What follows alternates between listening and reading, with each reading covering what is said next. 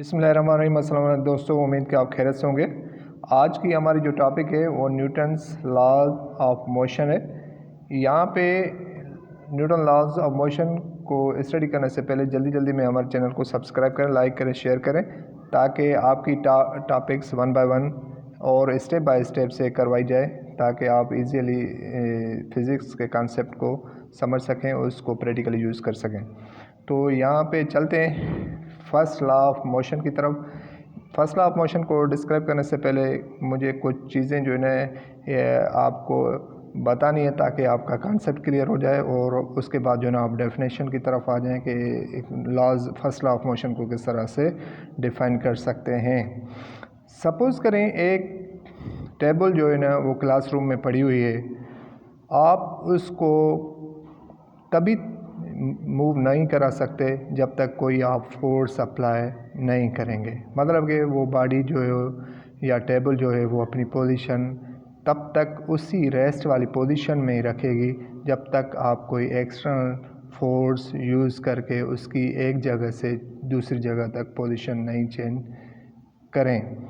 दूसरी, अभी ये एग्जांपल आप जहन में रखें कि बॉडी अगर टेबल है, टेबल की बात कर रहा हूँ, तो वो अपनी पोजीशन में रहती है, अपने क्लास में ही रहती है और वो मूव नहीं करती, तभी नहीं करती जब तक आप कोई फोर्स नहीं यूज़ कर रहे हैं। उसके बाद दूसरा एग्जांपल यहाँ पे जो बुक में लिखा हुआ है, सपोज़ करें एक बुक पड़ा हुआ है टेबल पे, वो टेबल पे ही पड़ा रहेगा जब तक कोई और दूसरा बंदा नहीं आए और उसको उठाए ना, उसकी पोजीशन चेंज ना कराए, एक जगह से अपने हाथों तक नहीं लेके जाए, तो वो बॉडी अपनी टेबल वाली पोजीशन पे ही रहेगी। तीसरी मतलब कि ये बात है कि सपोज़ करें सेलेस्टियल ऑब्जेक्ट्स हैं, जैसे मून है और जो है ना स्टार्स हैं, वो कंटिन्यूसली मूव करते हैं। वो क्यों मूव करते हैं? क्योंकि वहाँ पे कोई इन्वायरमेंट का इफ़ेक्ट नहीं होता, किसी भी मतलब एक्सटर्नल सोर्स ऑफ फोर्स की वहाँ पे अप्लाई नहीं हो रहा है। इसकी वजह से वो कंटिन्यूसली वो स्टेट ऑफ मोशन में ही रहते हैं। चौथी यहाँ पे बात जो बताई गई है वो ये कि सपोज़ करें एक बॉल जो है ना वो कंटिन्यूसली मूव कर रहा है, वो तब तक मूव करता रहेगा जब तक आप जो है ना उस पर मतलब कि कोई इन्वायरमेंटल फैक्टर्स इफ़ेक्ट नहीं कर रहे हैं। मतलब कि अगर सराउंडिंग के फैक्टर्स इफ़ेक्ट करेंगे, एयर रेजिस्टेंस उसमें आएगा, तो मतलब कि वो स्टॉपेज वाली पोजीशन में आ जाएगा, वो कंटिन्यूसली मोशन में नहीं आएगा। अभी जैसे मैंने आप लोगों को 4 चीज़ें बताई कि भाई जो है ना टेबल जो है ना क्लासरूम में ही रहेगी, तब तक रहेगी और वो अपनी पोजीशन तब तक चेंज नहीं करेगी जब तक कोई एक्सटर्नल सोर्स आए ना आए और उसकी पोजीशन ना चेंज कराए। दूसरी मैंने चीज़ बताई, बुक की बताई, जैसे वो आप उसी स्टेट पोजीशन में रहेगी। तीसरी मैंने बताई सेलेस्टियल ऑब्जेक्ट। अभी देखें 2 चीज़ें यहाँ पे क्लियर हो गई कि एक तो या तो एनवायरमेंटल इफ़ेक्ट या सराउंडिंग के फैक्टर्स उस पर अफेक्ट नहीं करेंगी, तो वो बॉडी कंटिन्यूसली मोशन में ही रहेगी। अगर सराउंडिंग के फैक्टर्स या फोर्स इफ़ेक्ट करेगा, इसका मकसद है तो वो बॉडी वो अपनी मोशन वाली स्टेज से वो रेस्ट वाली पोजीशन में आएगी। इसका मकसद है कहने का यही है कि ये क्या है, मतलब कि ये टोटली फोर्स का इफ़ेक्ट है। तो चलते हैं फर्स्ट लॉ ऑफ न्यूटन, जिसको हम फोर्स को डिफ़ाइन कर रहे हैं। तो फोर्स के ही अमल से ये जो है बॉडी मोशन भी क्रिएट करती है और बॉडी जो है स्टेट वाली पोजीशन भी क्रिएट करती है। यहाँ पे क्लियरली लिखा हुआ है, आप देख सकते हैं, a body continue its state of rest और motion in the straight line unless an external force act on it. तब तक के लिए वो बॉडी कंटिन्यूसली मूव करती रहेगी जब तक कोई आपका एक्सटर्नल फोर्स इफेक्ट नहीं कर रहा, और बॉडी मतलब कि रेस्ट वाली पोजीशन में ही रहेगी तब तक जब तक आपका कोई फोर्स आके उस पर अप्लाई ना किया जाए और वो एक पोजीशन से दूसरी पोजीशन चेंज ना कराए। वो कौन कराता है? वो फोर्स कराता है। तो चलते हैं फर्स्ट लॉ ऑफ न्यूटन को हम लॉ ऑफ इनर्शिया भी कहते हैं। लॉ ऑफ इनर्शिया की प्रॉपर्टी जो है ना वो ऑब्जेक्टिव प्रॉपर्टी होती है। वो ऑब्जेक्टिव प्रॉपर्टी कैसे हम डिफ़ाइन करेंगे? It is resistant to change the state, मतलब कि सपोज़ करें वो आप एक रेजिस्टेंस होता है जिसमें ऑब्जेक्ट में चेंज लाई जाती है। ये कैसे मुमकिन है, हम कैसे समझें कि जो है ना बॉडी में चेंज पॉसिबल हुई है और ये जो है ना अपनी पोजीशन चेंज कर चुकी है ड्यू टू द रेजिस्टेंस। मैं यहाँ पे एक एग्जांपल जो है ना बुक में ही लिखा हुआ है, मैं वो आपको थोड़ा समझा रहा हूँ जिससे आप लोगों का कॉन्सेप्ट क्लियर हो जाए। सपोज़ करें एक बॉडी या एक ऑब्जेक्ट है, एक पैसेंजर है, एक मैन है, जो है ना वो किसी सीट पे बैठा हुआ है गाड़ी में। उसका लोअर पार्ट जो है ना वो सीट से अटैच्ड है, बाकी उसका अपर पार्ट जो है ना वो सीट से अटैच नहीं है, जिसकी वजह से अगर जो है ना बॉडी में हम मतलब कि गाड़ी में अगर हम ब्रेक लगा रहे हैं तो फ़ौरन उसका जो है ना अपर पार्ट जो होता है वो आगे की तरफ, सीट के आगे की तरफ मूव करता है, मतलब फॉरवर्ड डायरेक्शन की तरफ झुकता है, मूव करता है। ये क्या वजह है, ऐसी कौन सी पोजीशन है कि हमने जैसे ब्रेक लगाया तो उसका लोअर पार्ट जो था वही मतलब कि स्ट्रेट वाली पोजीशन में है और उसका अपर पार्ट जो है ना वो आगे की तरफ मूव कर रहा है। ये ड्यू टू दी मतलब कि रेजिस्टेंस इन द ऑब्जेक्ट है, due to the resistance of object. इसका जो अपर वाला पार्ट था वो अटैच नहीं था किसी चीज़ से, जिसकी वजह से वो जो है ना आगे की तरफ मूव करके गया और उसका लोअर पार्ट जो था वो सीट से अटैच था, जिसकी वजह से जो है ना वो मतलब कि वो फिक्स रहा, वो उसमें मोशन क्रिएट नहीं हुई।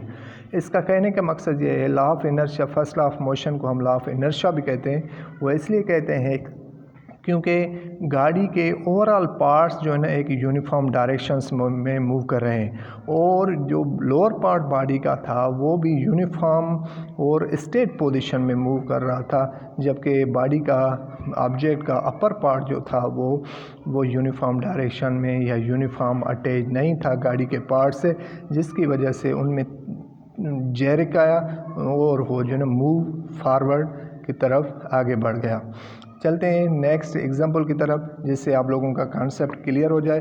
और यहाँ पे भी क्लियरली लिखा हुआ है, आप देख सकते हैं, एक एक्टिविटी दी गई है। इस एक्टिविटी को समझाया गया अभी है कि यहाँ पे देखें ये गिलास है, गिलास के ऊपर जो है ना हमने यहाँ पे कॉइन भी रखा हुआ है और उसके ऊपर जो है ना ये पेपर भी रखा हुआ है। अभी सपोज़ करें, जैसे मैंने आप लोगों को बताया कि बॉडी के ओवरऑल पार्ट्स के साथ जो है ना उसका लोअर बॉडी का मतलब कि उस पैसेंजर का लोअर पार्ट जो है ना अटैच था, जिसकी वजह से वो फिक्स्ड मोशन में था, और जबकि अपर पार्ट जो है ना पैसेंजर का जो है ना वो फिक्स्ड पोजीशन में नहीं था, जिसकी वजह से जो मतलब कि वो जो है ना वो फॉरवर्ड की तरफ मूव करके गया। तो यहाँ पे भी एक गिलास है, यहाँ पे कॉइन रखा हुआ है, ये पेपर रखा हुआ है, सब यहाँ पे अगर हम उंगली से अगर यहाँ पे जैरिक करते हैं तो जो है ना ये अगर पेपर तो मूव हो जाएगा, मगर ये जो है ना कॉइन जो है ना वो गिलास में आके गिरेगा। रीज़न क्या है? रीज़न ये कि यहाँ पे जो भी बॉडी मतलब ये जो गिलास है, इनके जो यूनिफॉर्म्स जो भी पार्ट्स जो अटैच फॉर्म में है, उससे ये इसका पार्ट एक रेस्ट वाली पोजीशन में है, अटैच्ड फॉर्म है। बाकी ये जो है ना पेपर जो है ना वो एक यूनिफॉर्म स्टेट में नहीं था।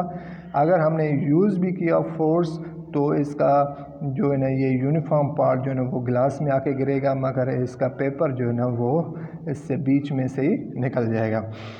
यही वजह है। तो इस वजह की से हम फर्स्ट लॉ ऑफ मोशन को जो है लॉ ऑफ इनर्शिया भी कहते हैं। यहाँ पे दो असेसमेंट के क्वेश्चन हैं, उनको भी एक्सप्लेन कर रहे हैं। What is the reason that you experience jerk whenever the school bus stop all of the sudden. इसका मकसद है कि अगर आप जो है ना स्कूल बस को एक जैरिक दे रहे हैं तो ऑटोमेटिकली कैसे स्टॉप हो रही है, वो स्टॉप इस वजह से हो रही है क्योंकि उनके ओवरऑल पार्ट्स जो है ना एक यूनिफॉर्म डायरेक्शंस में मूव कर रहे हैं, और due to the brake, sudden brake, वो जो है ना ऑटोमेटिकली उसके पार्ट जो है ना वो रेस्ट वाली पोजीशन अख्तियार करते हैं, और जो है ना वो आपके मतलब कि जैरिक की वजह से वो स्टॉप भी कर सकती है। Why it is dangerous to jump from the moving body. इसलिए मूविंग बॉडी से जंप करना मुश्किल होता है क्योंकि ये बॉडी जो है ना वो कंटिन्यूसली मोशन में है। Due to the continuous motion there is मतलब lot of effect of the force external as well as internal due to environmental forces they are also affecting on the body, और जिसकी वजह से जो है ना बहुत मुश्किल होता है कंटिन्यूसली मूव करने वाली बॉडी से अगर हम जंप करेंगे तो वो हमारे लिए ख़तरा होगा, नुकसानदा साबित होगा। चलते हैं हम नेक्स्ट टॉपिक जो है वो सेकंड लॉ ऑफ मोशन पे। सेकंड लॉ ऑफ मोशन को अगर हम सिंपली आपको वर्ड्स में समझाएं तो इसको इस तरीके से समझा सकते हैं। यहाँ पे मार्बल्स का एक एग्जांपल दिया गया है। मार्बल अगर हम छोटे छोटे भी लेंगे और बड़े साइज़ के भी लेंगे तो हम जो है ना डिफरेंटली मतलब हर एक मार्बल पे अलग अलग, मतलब कुछ स्मॉल साइज़ के मार्बल हैं, कुछ लार्ज साइज़ के मार्बल हैं, उन पे फोर्स अप्लाई कर रहे हैं। अगर हम ज़ाहिर बात है अगर हम स्मॉल साइज़ मार्बल पे फोर्स अप्लाई करेंगे तो वो उसमें एक्सेलरेशन ज़्यादा प्रोड्यूस होगी, क्योंकि उसमें वेलोसिटी भी चेंज हो जाएगी जल्दी जल्दी में। और जो है ना अगर हम लार्ज साइज़ ऑफ मार्बल पे फोर्स अप्लाई करेंगे तो उसमें एक्सेलरेशन कम प्रोड्यूस होगी, क्योंकि वो हैवियर मास पजेस करता है, जिसकी वजह से उसमें एक्सेलरेशन भी कम प्रोड्यूस होगी। अगर जैसे मैंने बताया कि अगर हम लाइटर बॉडी पे फोर्स अप्लाई करेंगे तो इसका मकसद है कि उसमें एक्सेलरेशन भी ज़्यादा प्रोड्यूस होगी। अगर हम ज़्यादा प्रोड्यूस होगी तो इसका मकसद है कि फोर्स डायरेक्टली प्रोपोर्शन है एक्सेलरेशन पे, मतलब कि हम फोर्स जितना ज़्यादा अप्लाई करेंगे तो बॉडी उतना ही ज़्यादा एक्सेलरेशन क्रिएट करेगी। और मैंने बताया कि जो है ना फोर्स जो है ना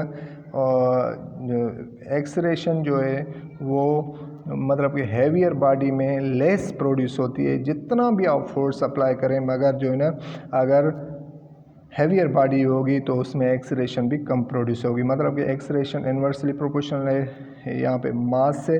तो हम दोनों इक्वेशन को कंपेयर कर रहे हैं, दोनों इक्वेशन को जैसे कंपेयर करेंगे तो ये इक्वल, एक ही निशानी इन दोनों में से एक कॉमन लेंगे और जो है ना ये फोर्स इससे मल्टीप्लाई हो जाएगा 1 से, तो F/m हो जाएगी। ये अगर हम ये जो है ना डायरेक्टली जो रिजेम्बलेंस कर रही है ए डायरेक्टली प्रोपोर्शन जो है F, इसको हम छुड़ाते हैं तो इक्वल के साइन में लेके आएंगे तो K कांस्टेंट, K जो है ना वो रिप्रेजेंट कर रही है कांस्टेंट को, कांस्टेंट।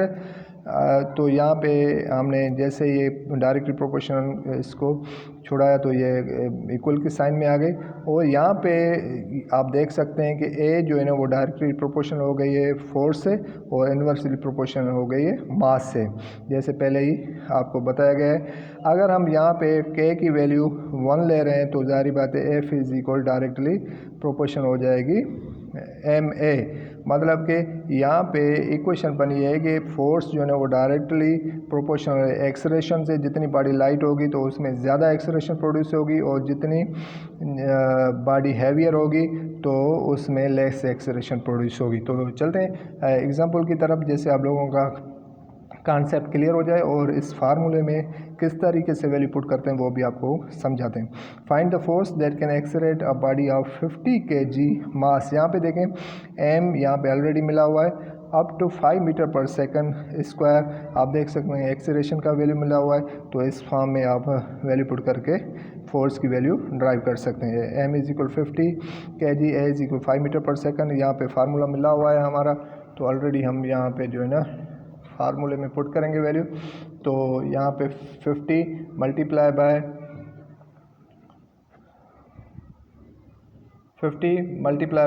5 मीटर पर सेकंड, तो आप लोगों का वैल्यू जो आया है वो 250 न्यूटन आ गया। दस force is 250 Newton. Second example की तरफ चलते हैं, जैसे आप लोगों का मज़ीद और जो है ना कंसेप्ट क्लियर हो जाए। तो यहाँ पे लिखा हुआ है फाइंड दी फोर्स, यहाँ पे फोर्स फाइंड करना है that stops a car of 100 kg mass from the velocity 72 kilometre per hour over a distance of 40 metre. यहाँ पे देखें हमें फाइंड क्या करना है, हमें जो है ना यहाँ पे इनिशियल वेलोसिटी भी हमारी मिली हुई है, यहाँ पे मास भी मिला हुआ है। हमें फाइनल वेलोसिटी फाइंड 0 है, क्योंकि हमारी फाइनल वेलोसिटी का पता नहीं है। यहाँ पे लिखा हुआ है clearly find the force that stops a car of 100,000 kg mass from its velocity 72 kilometre per hour over a distance of 40 metres. यहाँ पे फाइनल वेलोसिटी है ही नहीं, मतलब कि यहाँ पे कितना रिटार्डेशन या फोर्स जो है ना हम यूज़ करेंगे जैसे वो बॉडी स्टॉप हो जाए। तो हम जो है ना पहली फुर्सत में ये 72 किलोमीटर पर आवर इसको जो है ना हम मिनट्स में पहले कन्वर्ट करेंगे, उसके बाद सेकंड में कन्वर्ट करेंगे। यहाँ पे 72 किलोमीटर पर आवर है, पर आवर जो है ना 36,100 है। तो हम जो है ना उस किलो मतलब 1000 होता है, इसको हम मल्टीप्लाई करेंगे 72 को 1000 से, उसके बाद 3600 से डिवाइड करेंगे तो इसका वैल्यू आएगा 20 metre per second. Velocity initial का ये वैल्यू आ गया, फाइनल वेलोसिटी हमारी 0 कंसिडर होगी।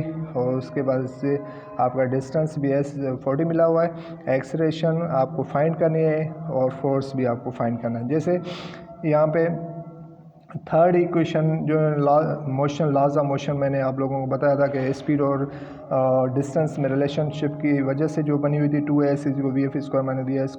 तो vf² यहाँ पे 0 मिली हुई है, माइनस vi², इसमें वैल्यू पुट करेंगे आप, डिवाइडेड बाई 2s, s का वैल्यू आपको मिला हुआ है। तो यहाँ पे देखें, यहाँ पे माइनस vi² जो है ना वो ऑलरेडी 20 मीटर पर सेकंड है, 20 को होल आप स्क्वायर करेंगे, यहाँ पे थोड़ी मिस्टेक है, 2 लिखा हुआ है, इसको 20 लिखेंगे। 20 को होल स्क्वायर करेंगे तो ये 400 हो जाएगा। तो ये डिवाइडेड बाय जो है ना यहाँ पे 80 हो जाएगा। तो इसको 400 को 80 से डिवाइड करेंगे तो -5 आ जाएगा।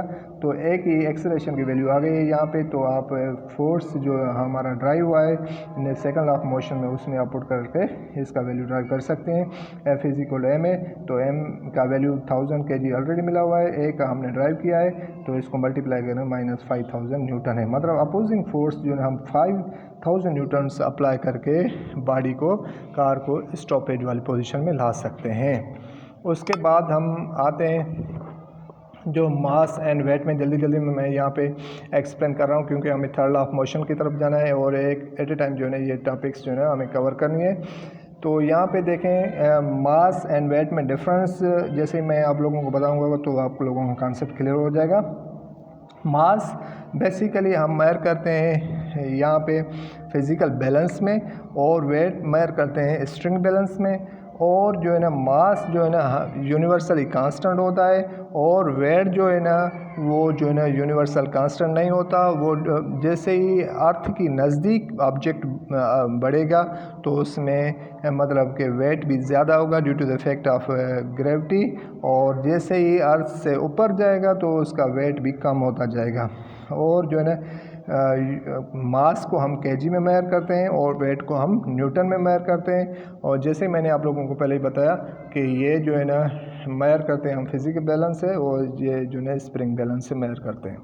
उसके बाद Newton third law of motion की तरफ आते हैं और जल्दी में आप लोगों को बता दें कि Newton third law of motion क्या कहता है। Newton third law of motion बताता है to every action there is an equal and opposite reaction. हर चीज़ इस दुनिया में मतलब कि यही नहीं है कि आप एक एक्शन करें और उसका रिएक्शन आपको ना मिले।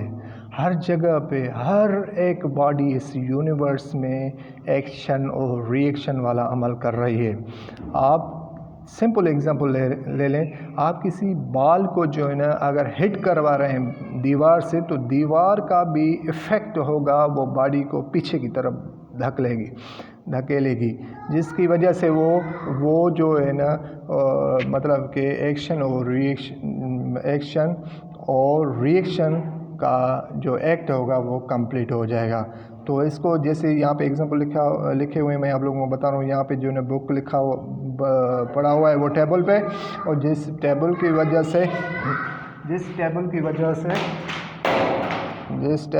से यहाँ पे देखें कि बुक जो है ना ऊपर की तरफ जा रहा है, तो इस टेबल का इफेक्ट नीचे की तरफ आ रहा है, मतलब इसका वेट, इसका न्यूटन फोर्स, जिसकी वजह से ये रेस्ट वाली पोजीशन में। यहाँ पे एक और जो है यहाँ पे एरोप्लेन बना हुआ है, due to the exhaustion of air जो है ना ये आगे की तरफ मूव कर रहा है और इसकी गैसेस पीछे की तरफ मूव हो रही हैं। ये सारा जो है Newton third law of motion है, मतलब कि एक्शन और रिएक्शन का एक्ट है।